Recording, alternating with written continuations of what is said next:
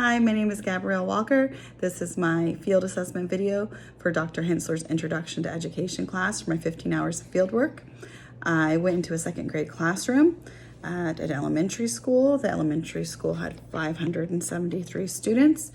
Socioeconomic wise, most of the students do qualify for free lunch and assistance on food to bring home for the weekends.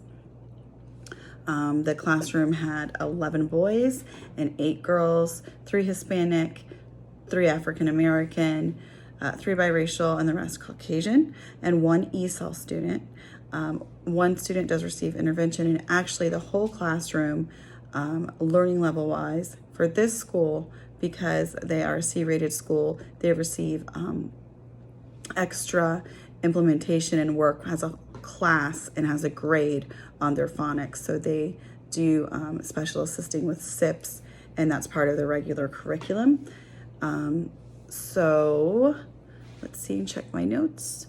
The teacher plans and prepares by an electronic planner. She plans for the whole second grade team weeks out to follow the schedule. So the whole second grade team is on the same schedule with their curriculum. They post their state standards, and she looks at it every day. Sometimes they make adjustments, or they add things that support the state standards, and it does have to be approved by the administration. They are pretty strict about having whatever support or even fun activities, it has to relate to the state standard and what activity they're doing. The classroom was organized very cute in a relaxed camping theme that has high ceilings, blue accent wall, cream colored, lots of natural light. The students do have assigned seats. Their desks are arranged 3 to a group facing each other with the dividers for COVID, and they have to keep their masks on. So she tries to keep them in their assigned seats, but does let them move around to see the board or to go to the reading corner. It just kind of depends. And in the back is the desktop and their technology for when they split into reading groups, and depending on what students are where, if they're getting hands-on instruction with the teacher in reading group, if they're doing their reading online, she does divide it so she has one-on-one time with certain groups of students. The rules and procedures, just people have a job, they know where things go. The students self-respect, respect for others, responsibility. She does try to encourage with a treat box. She tries to encourage everyone being helpful and kind, with lots of decoration and signs to remember to let your light shine. And they are encouraged, the students are encouraged to communicate with the teacher for any questions they have.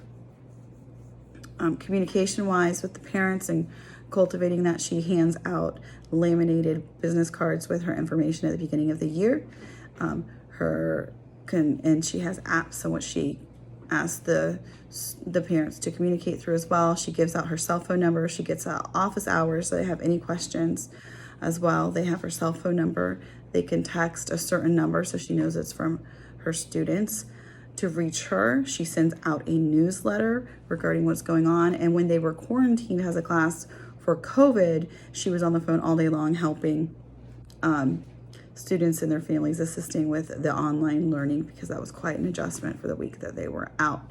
So she does encourage, she has many ways, and the newsletters, the apps, and the laminated business card to reach her with her available hours at all times. So parent-teacher communication is stressed all throughout the year in case they need anything.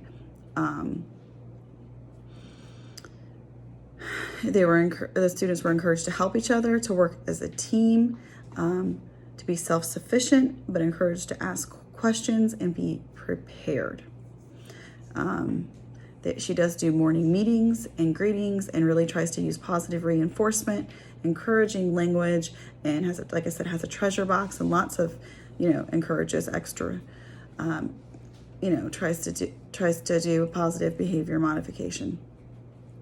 One of the lessons I observed being taught by the teacher was science review on the life cycle of animals and plants, and they did it with digital learning called Kahoot, which they each have their own iPad for a classroom, so they each get to take their own iPad. The teacher logs in and projects it in the overhead projector, and they answer the quiz questions as a review. They talk about it beforehand as a class to kind of remind them, and then they answer the Kahoot questions, and it rates them and tells them if they've gotten it right or wrong as a class. So they discuss it, they go over why, they go over the lesson to see what they've learned, to see if they are prepared to take the actual test.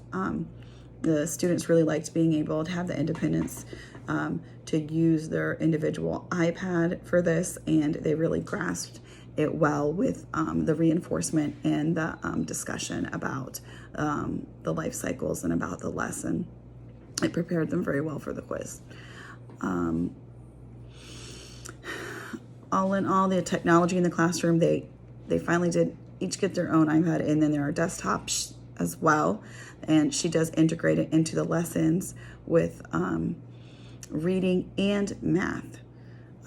So that was interesting to watch, just because she tries to give individualized attention to certain groups. So she swaps groups out. They come and sit at the table with her, review the lesson, and that's when kids will be on tech, and then that group will come and alternate so they get the one-on-one time and any help with the lesson, because she does not have a teacher's assistant. So my teacher modeled professionalism by being prepared. She communicates with her team very well. She tries to be very organized about and talk to the students about what is upcoming, what their responsibilities are, what they need to communicate at home, and how they need to be prepared. So in that way, she is really there for her students. She really reviews them well. She really wants them to be grasping the concepts, uses positive reinforcement, and communicates with her team well as to organizing the schedules. She really makes sure her standards for curriculum are up, and she abides by the standards and by the administration. And she does do the continual learning. She takes any teacher training that is offered to her to increase her knowledge in her field. So I think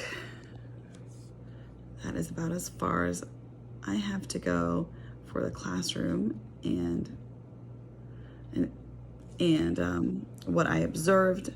My conclusion, what did I learn from the experience? I just learned a lot of reinforcement, different learning styles, and I just actually really enjoyed. I worked with the kids a little bit and really enjoyed it. Did it help me determine if I'll pursue teaching? I already know that's exactly where I want to be and what I want to do, and it just encouraged me and motivated me even more to do well with school and stick to it. I loved it, and it gave me good insight and information about real world teaching time and organization. And how would I connect with students that might be different from each other? I think you just really have to look at students as an individual, learn about them and learn about their background to best relate to them, to make them feel comfortable, to make them feel at home, to provide the optimal learning environment, and to be the best you can for each student. And you realize that they are not all the same. So I'm really love the field work, really loved what I've learned in this class, and it actually has really excited me to really made me excited to continue on for my bachelor's in elementary education. Thank you very much for watching, and thanks, Dr. H. It's been great, and I've learned so much, and thank you.